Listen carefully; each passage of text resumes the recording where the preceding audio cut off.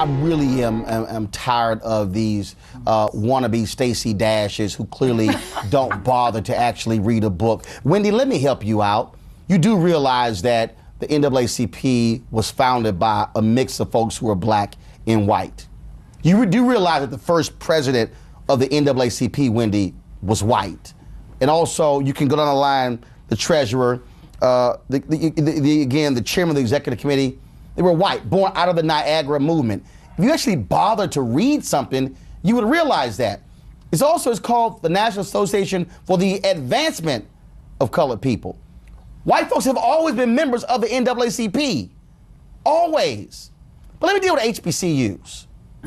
First of all, historically black colleges and universities, Wendy, was a federal designation given in 1965 to recognize these historical universities. They are historical universities. Now, one of the reasons why you don't have historically white universities is because we just simply call them universities.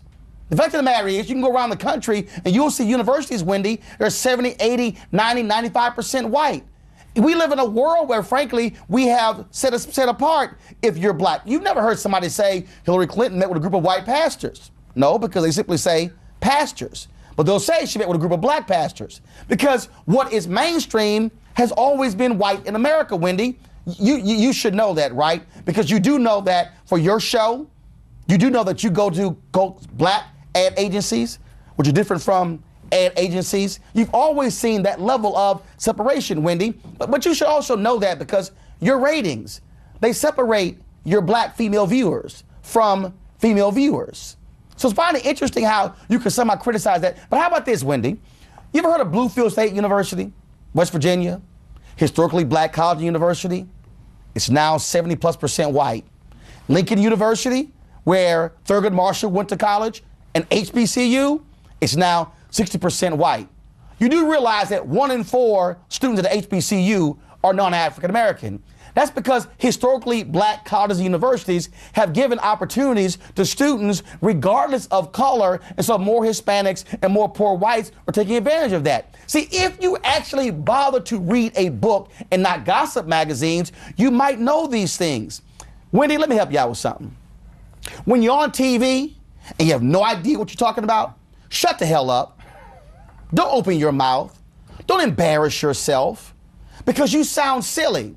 But I also find it interesting that you would criticize the HBCUs and you would criticize NAACP. But you were on the cover of Ebony magazine. You were on the cover of Uptown. You've been on the cover of Essence magazine.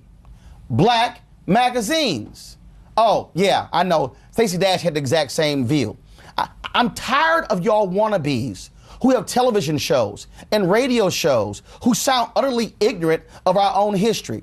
Please, do me a favor, stick to gossip, stick to stupid stuff, stay out of real issues because frankly, you embarrass black people and you show you simply have never actually read a book.